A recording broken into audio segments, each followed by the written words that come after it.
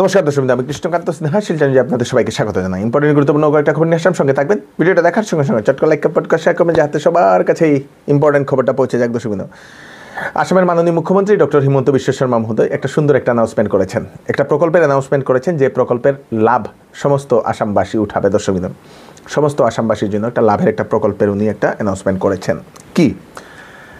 আসামের যে সকল মেডিকেল কলেজ অ্যান্ড হাসপাতাল আছে, সেই মেডিকেল কলেজ এবং হাসপাতাল যেগুলো, মেডিকেল কলেজ যেগুলো, সেইগুলাতে আনা হবে নতুন একটা সুবিধা। জন্মের পর, শিশুর জন্মের পর 2 দিনের মধ্যে কিভাবে তাদেরকে আধার কার্ড দিয়ে দেওয়া, সেটার জন্য এখন ব্যবস্থা করা হচ্ছে। আধার কার্ডের জন্য পরে হাতে কোনো জায়গাতে গিয়ে লাইন ধরতে না হয়, আধার কার্ড বানাবো বলে, মানে জন্ম থেকেই আধার কার্ড পাওয়া, সেটার একটা ব্যবস্থা। মানে জন্মর পরে যে হাসপাতালে, সেই মেডিকেল কলেজ এবং হাসপাতালগুলোতে বার্থ সার্টিফিকেট পাবেন এবং আপনাদের তারপরে সেই আধার কার্ডটাও পাবেন। তার জন্য মুখ্যমন্ত্রী মোট 13টি মেডিকেল কলেজে এই ব্যবস্থা শুরু করবেন।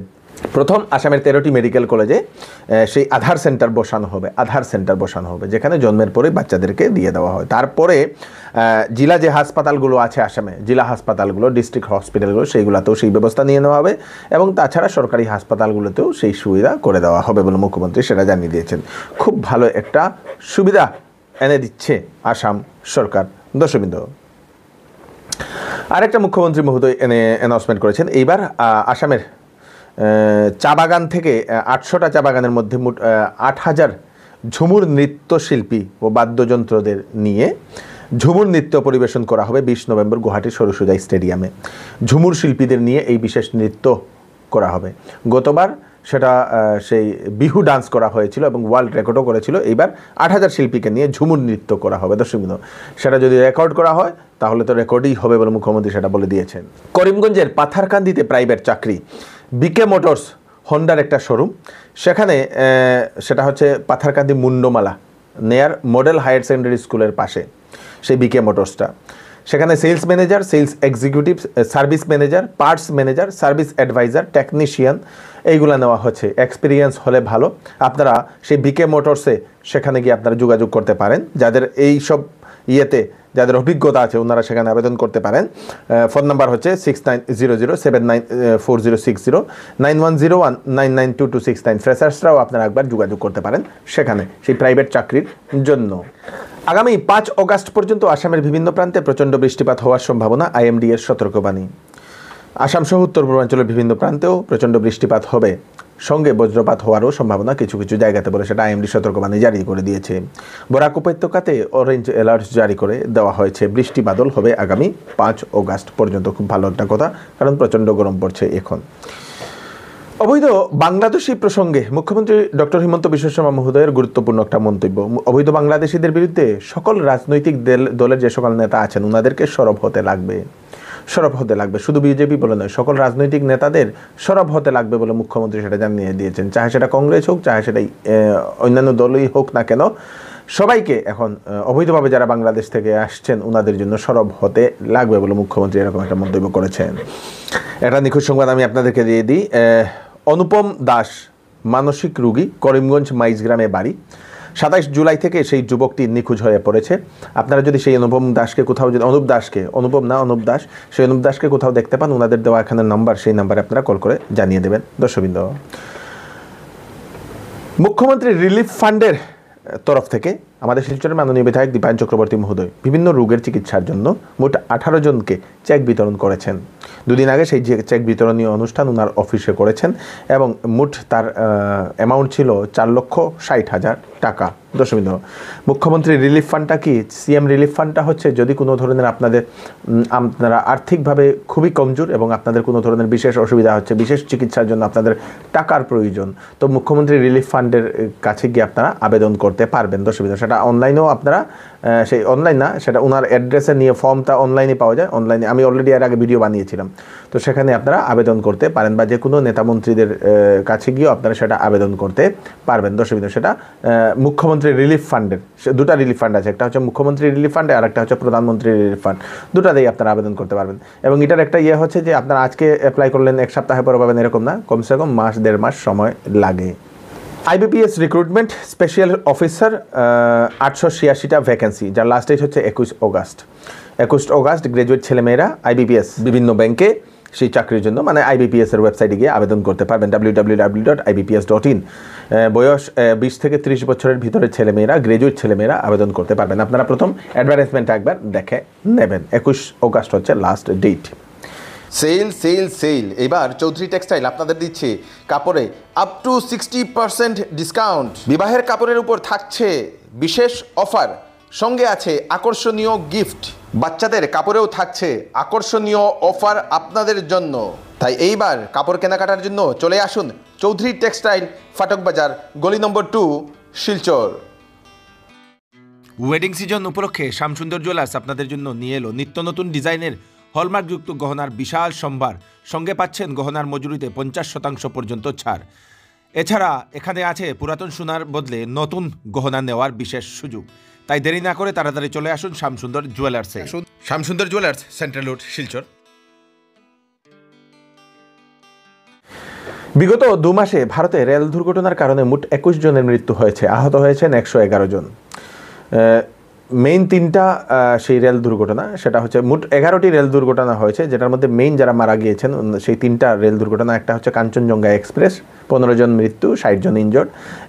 কামরূপ ডিব্রুগড় এক্সপ্রেস, 4 জন মৃত্যু, 31 জন ইনজর্ড। সিএসটি এক্সপ্রেস ঝাড়খণ্ডে 2 জন মৃত্যু, 20 জন ইনজর্ড, মানে আহত দর্শকবৃন্দ। মোট 11টি রেল দুর্ঘটনা হয়েছিল।